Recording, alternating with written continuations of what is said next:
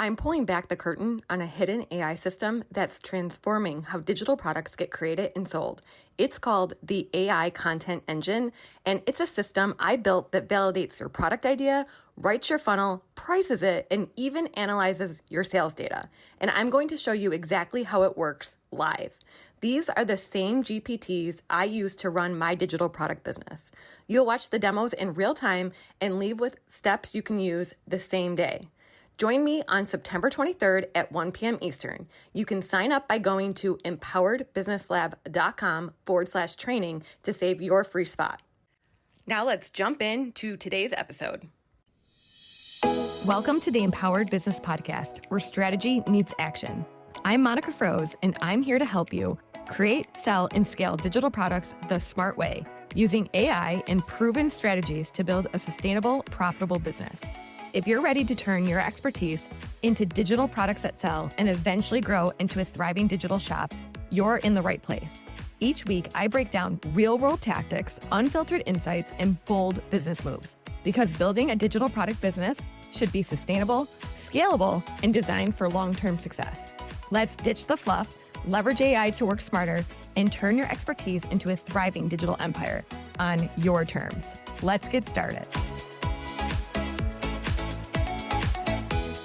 Welcome to episode 100 of the Empowered Business Podcast. Hitting 100 episodes is a big milestone, and I actually have something really special planned to celebrate it. But I'm also juggling back to school season with my girls, and instead of rushing an episode just to hit the date, I want to do it right. So the official celebration episode will be dropping later this month. For today, though, I couldn't have picked a better guest to mark this milestone. I'm joined by Cheryl Rerick, an email marketing strategist, automation engineer, and deliverability expert. She's the voice behind the Email Diaries, which is a binge-worthy 5-minute interview series where top email pros spill their most creative list engagement strategies. She's also the creator of the Automate and Chill Method, a long-term conversion system that helps you make more passive sales, free up hours each week, and build a life-proof business all through email. This conversation is packed with gold. We're digging into deliverability, what's really changing in the inbox, and how AI is already reshaping email marketing. Let's dive into today's episode. Cheryl, welcome to the Empowered Business Podcast. Oh my God, thank you for having me. I've been waiting to come talk to you about some really fun stuff. Yes, you are my go-to email marketing strategist, whatever, guru, I guess you could say. I don't even like using the term guru, but honestly, I told you before we recorded, you saved my butt when all the deliverability stuff happened in December, which is something we're going to talk about. Before we jump into all things email marketing, I want you to tell us a little bit about yourself and your entrepreneurial journey and what you're doing. I gave that part away, but in your work. Okay, who am I? I'm the email nerd. I'm the email nerd you go to when obviously deliverability stuff, as well as my true email love is automation and building out these beautiful long-term intentional funnel style email journeys where we're designing a long-term journey for our subscribers instead of just, oh, it's Tuesday and the kids are dying for dinner and I've got to set an email up for tomorrow. What should I write? Haphazard way that sometimes we approach email, which is fine if people like that, but it doesn't work. I have 3 kids. Let's be honest. If I approach email that way, emails don't get sent at all. So I like to build these strategic journeys. And so that's my favorite thing in the world. But my entrepreneurial journey started because I'm a mom. I had babies and then really quickly found out that, oh, whoops, society isn't really set up for you to have kids and go to a real job. Because guess what? They're sick all the time. And then you have to drop them off here and pick them up there and do all these things. And so the best solution for me was to start working from home and working online. My skill set, I'm a super nerd. I love doing all the stuff. I think I started with web design for some friends' business and got into it. It's I'm talking 13 years ago. I'm a dinosaur online.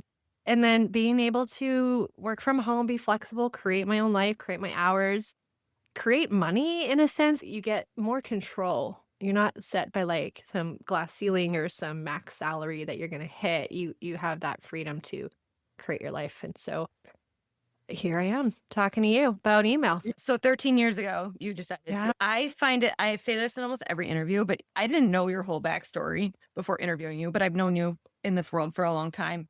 We all have such similar stories.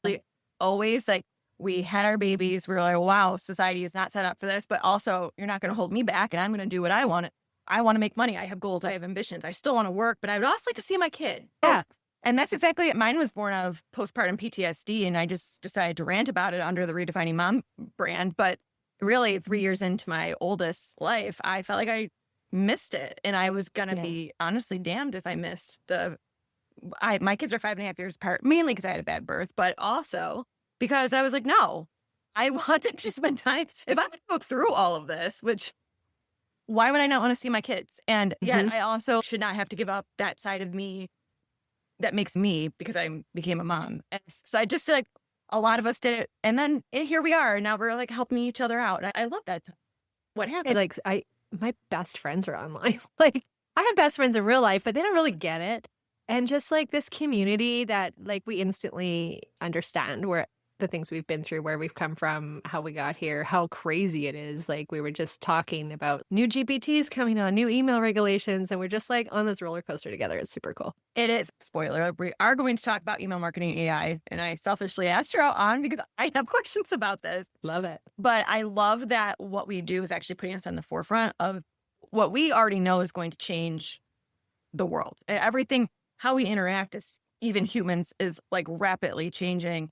And our businesses are putting us ahead of the curve, I feel like, which is super cool because I remember I was in tech corporate and I remember when cloud computing became a thing because I am old now. And I will never forget sitting in my cubicle being like, what's in the cloud? What is a cloud? What is a cloud? Yeah. My 20-year-old brain could not process what was going on. And so it's interesting because I witnessed that happen in front of me, but I was so young and naive. I didn't really know like how it was going to impact things. But now with AI, now that I'm older and wiser, as I like to tell my daughter, even if she doesn't think so, I'm like, okay, this is a big deal. And it's so fun that I feel like I'm exercising this whole other side of my brain that was dormant for a while. Like I felt like I had learned everything I needed to know in the online space. I knew all the tactics. I knew all the strategies. I knew how to make money. It was like going through the motions. And now it's, this is like fascinating. And I'm like consuming again. And even this is why I started recording the podcast again, because I felt like for a while, I was like, I don't even know what to say because it's same old.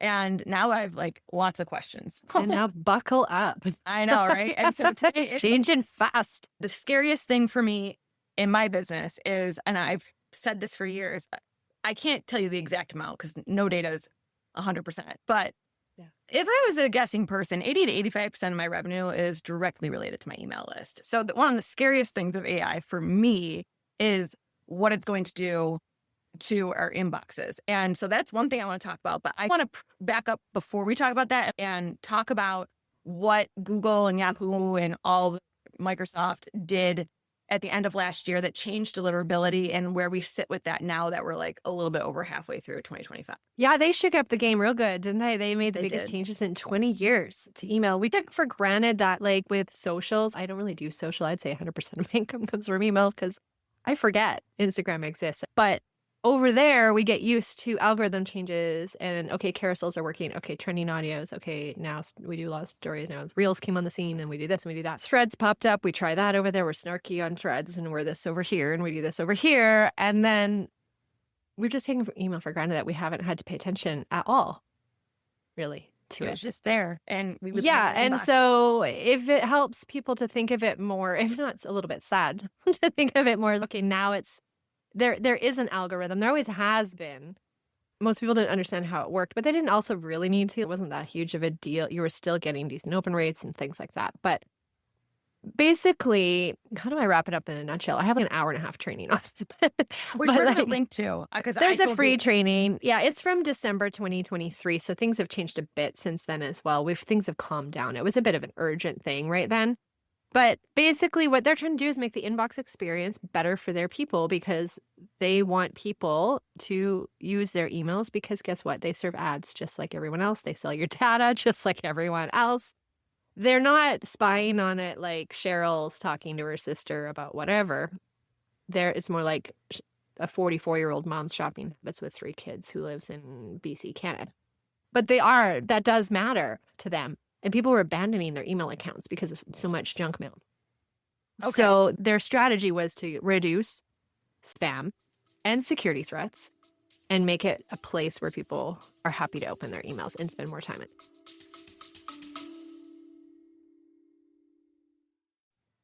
Are you tired of staring at a blank screen wondering what product to create next? Here's the deal. Guessing doesn't make you money, but data does. That's why I built the Reverse Idea Finder GPT.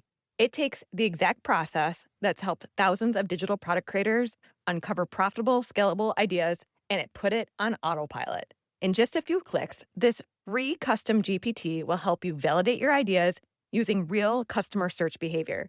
It will help you brainstorm product angles based on proven demand, and it will spot gaps in the market your product can fill. Stop overcomplicating it. Stop throwing spaghetti at a wall. Start creating what people are already searching for. You can grab your free Reverse Idea Finder GPT over at empoweredbusinesslab.com/GPT. Now let's jump into today's episode.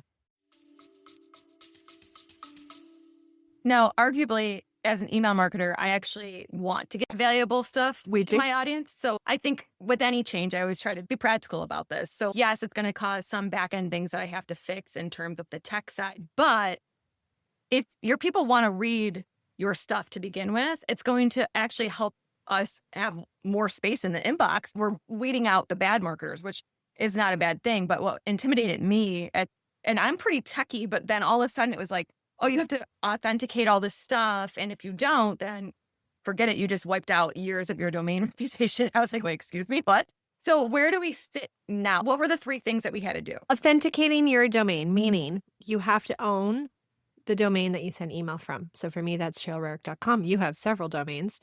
You can't email business, like marketing emails from an @Gmail, like a free email account. You have to, I say show ID to get in the inbox. You have to prove who you say you are, because a lot of spammers will, like spoofing and phishing, it's big words, but they steal your identity. Like they put on a Cheryl mask and they try to get in the inbox pretending to be me, and then bad things happen. So what it is, just protecting our own property, really. It's a good thing for us. It was stressful at the time, and it still can be sometimes when we think about it in all the negative ways, but it's a good thing. And with stuff we should have been doing all along. It was best practice all along. It just wasn't required. So you have to make some tweaks on your DNS records where your domain is. And the 3 terms are SPF, DKIM, and DMARC. And SPF is, I call it an approved senders list. You have to, in one little line of code, you have to list all the places you approve to send email on your behalf. So for me, that's my email service provider, my ESP, Google, because I have Google Workspace. And for me, it's also, I use Amazon SES for transactional emails, and maybe a couple other apps. Yeah, so for me, it's like Shopify. We had to do Yes. it for, I'm trying to think. There are a few. All the apps you have that send all the email apps. from Like, you.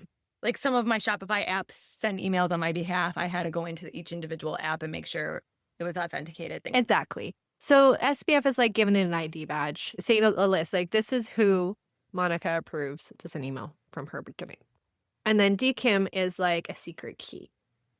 It's like how they get in the door. It's like a secret backdoor key that they have, that you have published to the internet. There's a public key and a private key, and they have to match. So there's just a security protocol in the back end. The DKIM one is the one that really attaches your reputation, like your history and everything, to your domain name. So your best practices make a difference in building up a good reputation to make sure that Google, Microsoft, and Yahoo like you and want to put you in the inbox. And then DMARC is the security backup. Like it's the way we make sure the other 2 are working. Gotcha. Okay. Either one of SPF or DKIM needs to pass in order for DMARC to pass. And at this point, if you don't have these 3 things set up, is it going to be near impossible to get into the inbox? Unless you have a super small list. If you have a super small, super new list, you can get away with it for a little bit, but it won't be long, and you'll stop getting in the inbox. So it's better to just do it and build up a reputation from the start. So do you feel like when this all went down that, so Google and Microsoft, and Yahoo, they actually are enforcing it, right? The timeline, it was announced in October of 2023, but nobody knew about it. I panicked. Well, at first when I saw it, I didn't think it was a big deal, because I'm a tech nerd and I've been setting up people's tech forever. And that's the first thing I do when I set up someone's email platform. And I didn't realize people didn't do that. I also didn't realize a bunch of apps didn't even have a way for you to do that. Correct. Like Flowdesk and Kartra, they didn't even have a way to do it. I'm like, what? So in October, I'm like, are you kidding me? And then I started looking in my inbox. I'm on a lot of email lists and looking, you can look at the code behind it. And I was like, email after email from my friends and my colleagues were like not authenticated. I'm like, oh shoot, this is a bigger deal. And I realized, so I thought right away, I better connect with my expert guys. And I'd been training on deliverability for about a year with them to certify in it, just because I thought it was important and I'm interested. Lucky for me, it was good timing because I actually understood what I was reading, and I just popped up some trainings and tried to help everybody get through it, help people understand in simple terms what it means. Because I think it's important as online brands to take ownership and start to understand a bit how things work, even if you hire it out, but just understanding. And I told you, I ended up working with your recommendation because I have so many domains and I need my email list. Yeah. So I had someone professionally do it, but I still went through your training because I thought, if I'm going to be in the online world, this is something I had to have a basic understanding of it. And I feel that's why, even though that was the boring part of our talk today, I feel like I do want people to understand, because if click in their head, if I did not do this, or I have to check on this, because you do have a fantastic training on it, which I'm going to link to in the show notes. And I think everyone needs that. So I have a couple of warnings for people going forward. I think once you get all of that done, it's done unless you change your app. So you have to do a little maintenance, and you should keep an eye on your reports every week and make sure no one's stealing your domain. That's the whole point. But I think that a piece that a lot of people miss is they think it's done. I did the thing. Now we're good. And what really has changed in the industry is that you're so responsible now for getting in for your own behaviors, because people think deliverability is the responsibility of their email provider, but it's not. It's ours. Delivery is their responsibility. They have to deliver your email to like Google server if it's going to Gmail accounts, for example, or Microsoft if it's going to Hotmail or MSN or whatever. They can block it from there. Everything from there after to getting in the inbox through the chain of events that happens behind the scenes is up to our best practices, our reputation with individual subscribers on our list. So the most important thing I can tell you to do is clean your list regularly. If someone hasn't opened in 90 days, and you're emailing weekly at least, the chances of them seeing it are so low because the algorithms are going to put it in front of them anyway. Like it's time to just focus on the people who are engaging with you and just clean your list often. It's not a once a year thing. I do it monthly. I cut my list in half in the beginning of the year because I always had a different way of looking at it. Like some years I was like, people filter in and out of your world. And I didn't want to eliminate the idea, like, take someone off my list. For a lot of years I was resistant to it, and I had a coach once that was like told this story about how this person was on her list, wasn't opening emails, and then went on to buy her highest offer. There was like a lot of chatter in my head like that, so it wasn't hurting me. I had a successful business, and so I was like, I didn't do much about it. And then this came up, and I asked tens of thousands of people, and it was painful, but I have to say my emails are more profitable now. So apparently, thank you. That's what you're proving my point. The thing about those stories, and I've heard them all too, and I've had them happen. Like that's not that doesn't happen. It's not that the numbers don't support it though. It's anecdotal. Like we tell the stories. We work so hard for subscribers. Like we do. And we pay a lot of money, and effort goes into it. Just deleting them is kill me. So it's hard, but they do, especially like you and I do a lot of summits and bundles and things like that. People will oscillate in and out, and that's actually okay. I've had someone buy my like $2,000 program who had previously unsubscribed in the past.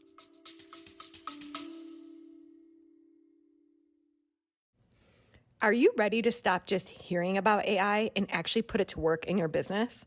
On Thursday, September 4th, I'm hosting a think tank exclusively for the Empowered Business Society Pro members, where we're diving into custom GPTs. GPTs aren't just for writing captions. They can be lead magnets, sellable tools, upsells for your products, or even internal assistants that save you hours. In this think tank, we're going to brainstorm how you can create one for your business and walk away with an idea ready to build. And here's the kicker.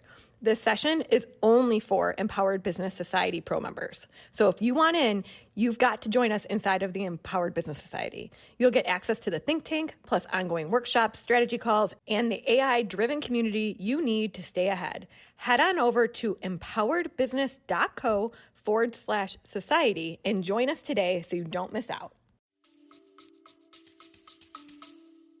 And it that doesn't happen mean all the anything. It doesn't mean they don't like you. It doesn't even mean they don't like your emails. It's just not for them right now.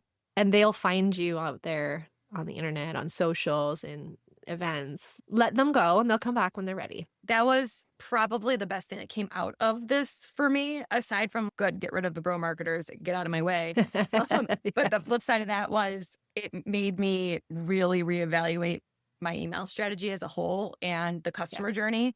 And over like a ton of people filter back onto my list. And it's just one of those things. You just have to keep yourself visible out there. And like for me, it's my podcast and it's running ads and doing a lot of summits and bundles.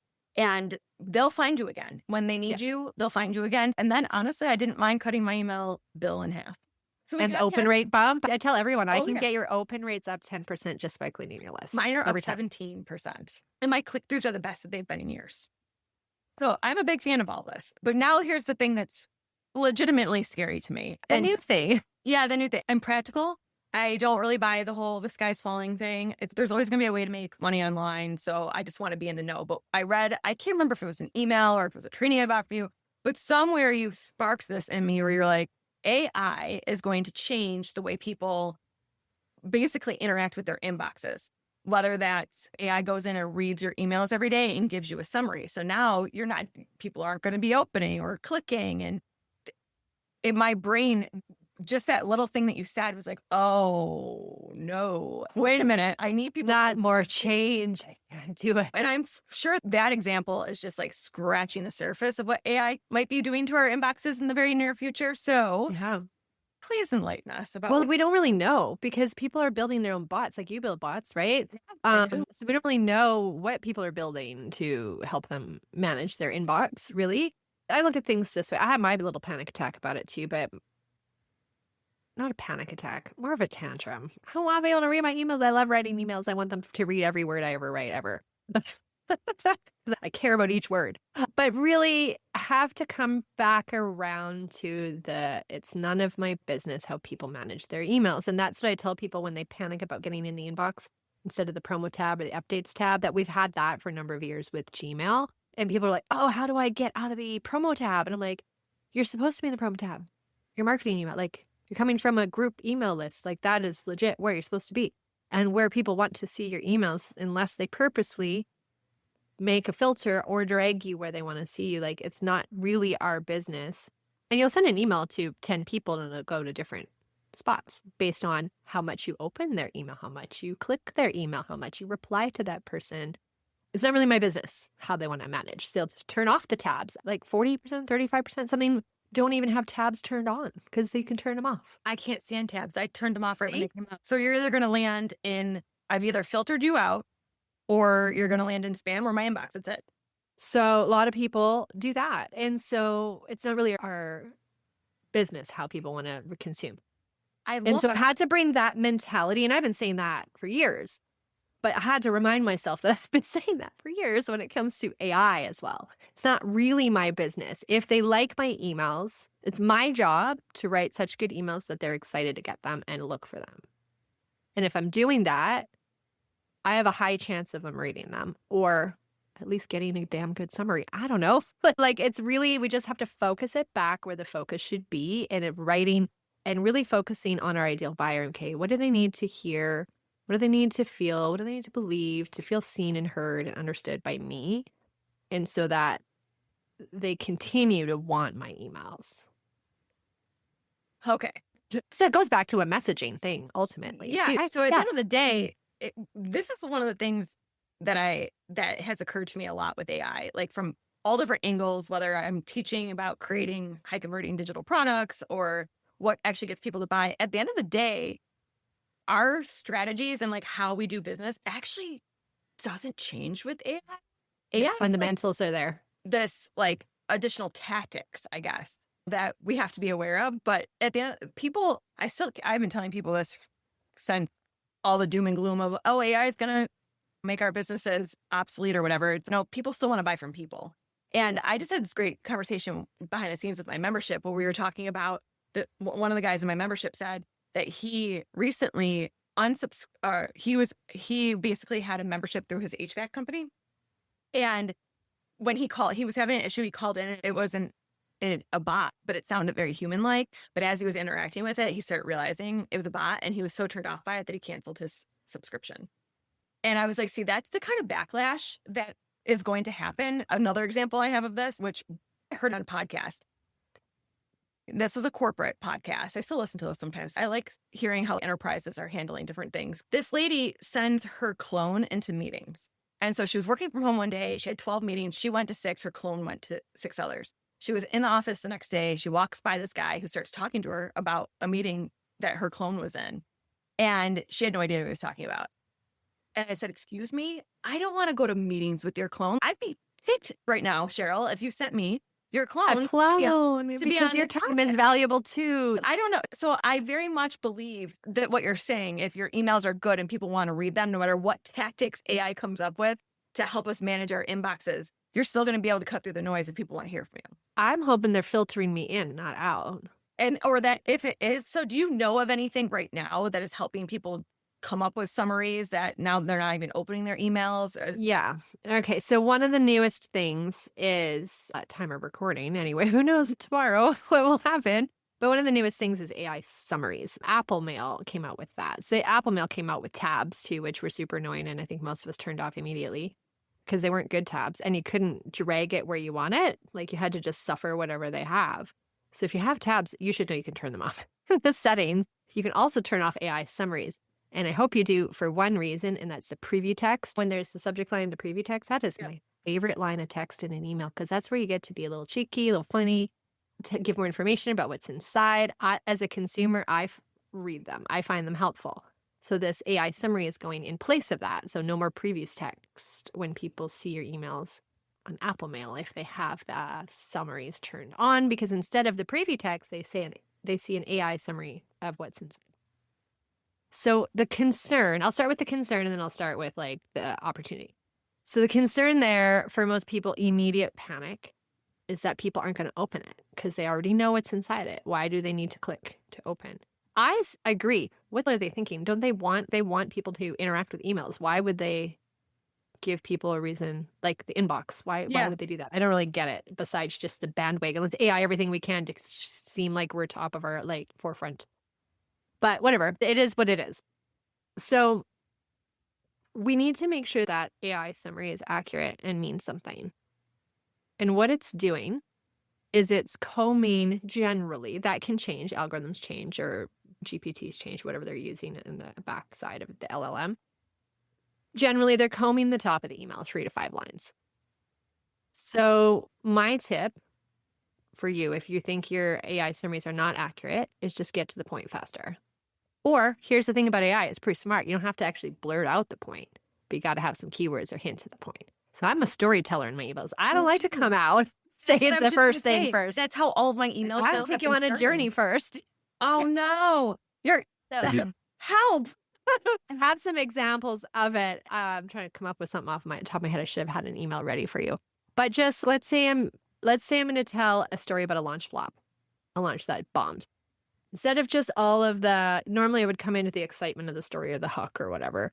I might be dropping, instead of I'm describing like, oh, it was a rainy day. I was watching the rain fall down the window and it felt like how waiting for the sales to come in or whatever that whole scene set up. Before that or in that, I might drop in a few words like launches are always a emotional roller coaster, or maybe I heard the word launch up top somewhere or something. Oh, give it something to work. Because otherwise the summary might be like, Cheryl's sad it's a rainy day. I don't know if people are going to open. Honestly, maybe they would. Maybe that's a good thing. I don't know. This tip right here was worth recording this podcast. And I'll tell you why, because, okay, so a little bit of backstory. We went really e-com based when I started doing digital shops, and it coincided with a lot of stuff going on in my personal life. So it was great because it was like, okay, we're just going to talk about our products and I remove myself out of it, which at that season of life, it's what I needed. But I've come to learn that people actually follow me for me. And that really toned down. Nice. Yeah, it is nice. People actually want to hear from me, although I had a hard time showing up during that phase of my life. So it served its purpose. And now I'm getting back to me again, or a new version of me. And my sales are reflecting it, which is a great thing. But what I've started doing is I'm very much more talking about personal anecdotes in my emails, and that helps my replies. People have followed me for years. They're excited that they can tell the vibe change, that I'm back. And because I've never been quiet about what I was going through and stuff. So people knew I was going through a lot, and they're like excited for me.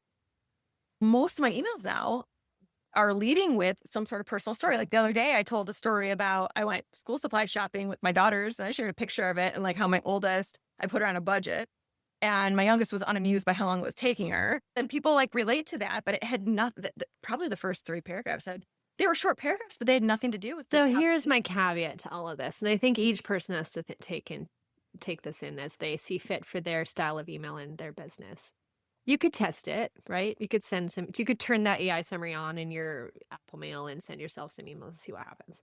It could be different for every time you send the same email that was AI, right? Who knows? Or you could be like me and I just don't sweat it. Like I teach this stuff and I'm going to tell you that's what's going on. But do I even care when I write my email? I give it no thought at all. Because the biggest reason people open an email above subject and anything else is the name of the sender. So it goes back to sending good emails people look for. So I'm going to trust that if I'm sending an email, even if it's got a like wild, weird summary, they're going to be like, what is Cheryl talking about now? I hope they'll open it. And then the other thing is watch your open rates. If they drop, then start playing with some things. Can I tell you something that I can validate what you just said about sender name? Because I built my business while I was married with my married name.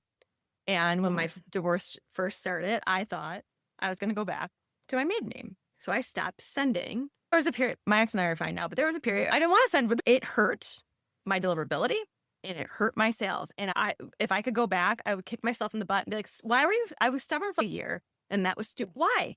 Why was I stubborn? And now I'm fine. I'm not changing my name. It's my daughter's names. Everything's fine. I'm keeping it as is. And now I had someone who I've known in this space since 2016. And I even took my last name off of my Facebook. We have been friends on Facebook since 2016. She ignored my message because she didn't know it was me. She didn't recognize the name. She did not recognize me. Powerful, though. I know. And so when you just said people open the emails because of who it's coming from. Yeah, that's the number one reason, like factor in opening emails. Yeah. And I found that out the hard way. Let me tell you. And it's true. It's 100%. Okay, so so back to sending good emails that people want to read. Okay, here's the way bigger risk with AI, in my opinion. That is everyone's using it lazily. And my inbox is homogenous. Every email I open is damn near the same words, same structure, same copywriting formula, everything in threes, negative, positive, fluff, no fluff. No. Play a game. It's really fun. I don't judge anybody for using it also. So like for me, it's just for fun. Just search the word fluff in your inbox and see how many this week alone come up.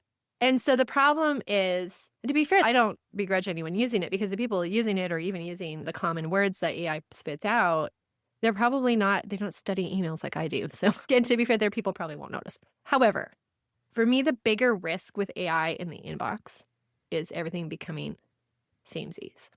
And so I would rather write a real email from the heart. Sure, I use AI to clean them up, edit it if I'm stuck on a sentence, but I don't lean into it first. I spend a lot of time on an email, but email is where I make my money. So I think the bigger risk is blending in. Okay. Rather than an accurate AI summary, because I think if I continue to write emails from the heart, pictures of your family talking about real life, if the AI summary is whack, I still think they're probably going to, if they're used to hearing from you as a person, the chances of them opening the email. And so until I see an effect on my open rates, I'm not sweating it. Well, so here's something funny too that I just started saying this. So I feel you've made me feel so much better. So thank you for this conversation. I started telling people in my membership that I was writing when I took the emails back 100% in early June. So we're like almost 90 days into me writing all my emails, and I send an email almost every day. So that's a lot. That's a lot of emails. In the beginning, I was relying on AI because I was overwhelmed. That was like a huge undertaking to take back when it hadn't been on my plate for quite a while. Yeah. And I wasn't getting traction. So then I was like, you know what? I'm going to start every email before I ever touch ChatGPT. And it has made a world of difference.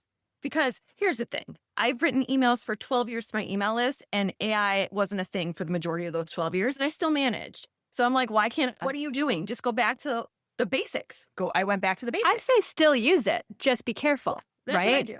I still use it, but I don't lead with it. I try to come up with my idea by myself or have a conversation with ChatGPT or whatever to come up with some ideas. My fix for boring samey emails is read it out loud before you send it and be like, you have to be looking in someone's eyeballs. Pretend you're looking into a human being's eyeballs. What color are they? Are they wearing glasses? Look at someone's eyeballs and read every word of that email. Would you say that in an actual real conversation? I don't say the word no fluff. If I'm looking at you, we would crack up. Like, yeah, I know. The problem is you get AI blindness because on the page it looks good. These words go good together. It is a pro at putting words in a string, but it ends up being word salad and it doesn't even. The other thing, because I edit emails for my students in one of my programs, so I'm editing a lot of emails, it's just take out a lot of the sentences AI puts in. There's says too much. Usually you can get rid of 2 out of 3 sentences. Yeah, 100%. And also, like, I've been experimenting with longer emails on my Friday email. I used to just send a flash sale deal and I felt like that got stale. So now I'm sending actually newsletter styles. But I noticed even though my newsletter is long, it's sectioned. And so even they perform better when each section is shorter. So I can still have a overall long newsletter and people are engaged with it. But if any given section before a break is too long, our attention spans are short. They are. And I have to real short. So okay. So basically what you have validated for me here is like, we have the mechanics of, we have to make sure we set up our domain. Got to do the back end stuff. That's non-negotiable. Clean your list. Take that away today. Clean your list. But what you have validated is what I have been saying all along about AI and in general of us running our business, which is people still want to hear from people. So if we keep our personal human touch involved with our emails, AI, you'll stand out even more now. Yeah. To be honest. Yeah, I agree. So there's an opportunity there. So takeaways, clean your list, do the back end stuff. If you need help, hit me up. Clean your list regularly more than you think you should. Don't change your from name. We've established that. You're not. And get to know your people best you can. Talk to them when you can. Ask for replies. Interact in communities where they are so that you're connected with them and you can write what they need to hear from you. One of the best things I implemented is I do believe in the power, like my newsletter goes out Friday at 3 p.m. and I am adamant on that because people are trained to expect things. If they didn't get my Friday at 3 p.m., we would get emails like, what's the deal this week? And it's, and it's literally people in my inbox, if you think about it, begging to pay me money. And I'm like, whoa. This is great. The power of sending, like, if you really want to be memorable too, if people are expecting it from you, you train them to expect it, even better. So I feel like all these things I've been doing. So this is great. Thank you. And then the AI summary, let's end with like, on the final editing pass, if you see an opportunity to bring up a couple of keywords or just get to the point faster in your editing process, then go ahead and do that. I'm going to consider what I'm going to do. And I will ask ChatGPT to do. Once I write my intro, that's like my personal thing.